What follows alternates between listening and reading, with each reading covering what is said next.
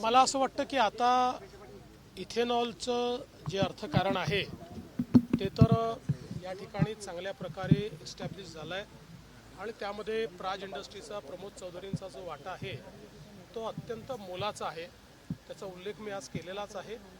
पण त्याच्या पलीकडे आज आपण चाललेलो आहोत आणि आज त्यांनी जे सांगितलं की पॉलिलॅक्टिक ॲसिड की ज्याच्यापासनं बायोडिग्रेडेबल प्लास्टिक बनतं, साखरेपासनं पॉलिलॅक्टिक ॲसिड हे जे तंत्रज्ञान विकसित केलेलं आहे आत्तापर्यंत हे परदेशी तंत्रज्ञान होतं, त्यामुळे ते महाग पडत होतं आणि म्हणून ते वापरणं तेवढं कठीण होतं.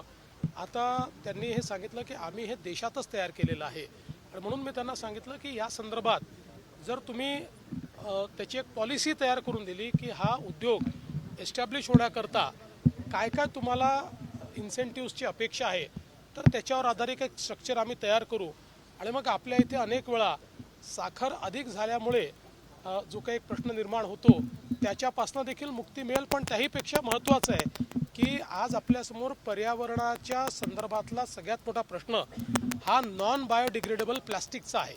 आपलं संपूर्ण पर्यावरण हे प्लास्टिकमुळे खराब होतं आहे. त्यामुळे हळूहळू बायोडिग्रेडेबल प्लास्टिककडे जर आपण जाऊ शकलो तर एक मोठी सेवा पर्यावरणाची त्या माध्यमातून होईल आणि म्हणून मी त्यांचं त्या संदर्भातलं अभिनंदन देखील केलेलं आहे आणि त्यात पुढची वाटचाल देखील आम्ही करण्याचा प्रयत्न करणार आहोत. पण सर या धोरणात सातत्य राहत नाही. अनेकदा इथेनॉलचं प्रोडक्शन थांबायला सांगितलं नंतर सुरू केलं जातं. असं आहे की सातत्य पूर्णपणे राहिलेलं आहे. एकदा काही महिन्यांपुरतं त्या संदर्भातला काही पुनर्विचार झाला होता, कारण त्यावेळी असं लक्षात आलं होतं की कदाचित साखरेची मोठी कमतरता होऊ शकते. पण जसं साखरेचा जो काही कोटा आहे त्या संदर्भातली खात्री झाली तर त्यानंतर सरकारने पुन्हा परवानगी दिली. अशी काही 5-10 वर्षात एखाद वेळेसच अशी परिस्थिती येते. शेवटी आपल्याला पहिलं प्राधान्य हे साखरेलाच द्यावं लागतं. पण मला असं वाटतं की मोदी सरकारने जे धोरण केलं आज त्यामुळे 20% ब्लेंडिंगपर्यंत आपण पोचलो. देशाचे लाखो कोटी रुपये आपण परकीय चलन हे आपण वाचवू शकलो आणि त्याचा उल्लेख हे प्रमोद चौधरींनी देखील केला की ही सगळी अर्थव्यवस्था ही मोदी सरकार आल्यानंतरच तयार झाली. सर शेतकऱ्यांच्या अजून नुकसान भरपाई नाही दिली. त्याचा प्रस्ताव अजूनपर्यंत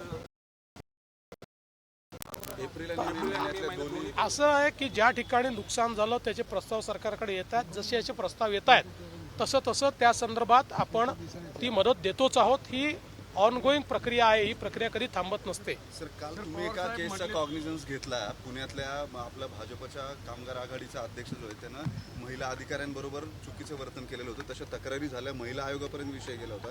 कारवाई झाली नाही. काल तुम्ही इंटरव्ह्यू केल्यानंतर आयुक्तांनी त्याला बंदी घातली आहे पालिकेमध्ये. पण अजून काही पिनल ऍक्शन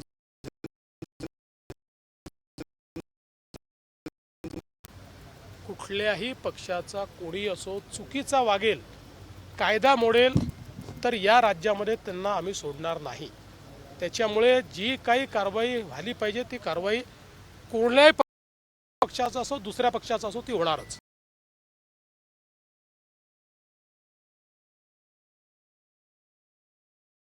आले तर पवार साहेबांचा सल्ला घेऊन टाकू. त्यांना सोबत घेणार तुरुंगात जायचं वय नाही. भाजपसोबत जाण्याबाबत प्रस्ताव मांडताना शिंदेंनी संवाद साधल्याचा संजय राऊतांचा दावा आहे. संजय राऊत हे काय बोलतात हे मला कशाला विचारता.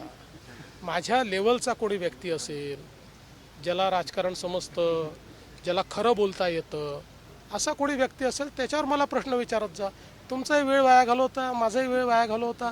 प्रश्न संपलेले दिसतात. एकत्र येण्याच्या चर्चा सुरू आहे ठाकरे आणि पवारांच्या संदर्भातल्या. तुमचं काय असेसमेंट आहे? हे खरंच होईल का? ठाकरे एकत्र मागच्या वेळेस बोललो तेच आजच सांगतो. बेगानी शादी में अब्दुल्ला दिवाना मी नाही.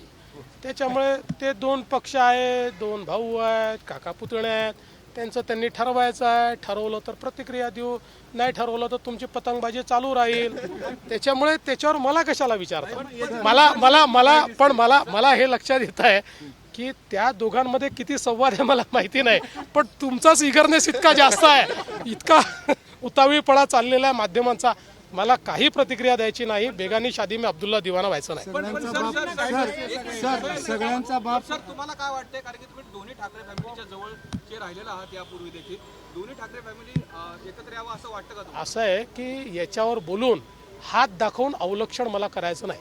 राहुल गांधी यांनी महाराष्ट्राच्या विधानसभेसंदर्भात जो काही लेख लिहिलेला आहे त्यावर आता जोरदार चर्चा लेखाला उत्तर लेखाने मिळेल.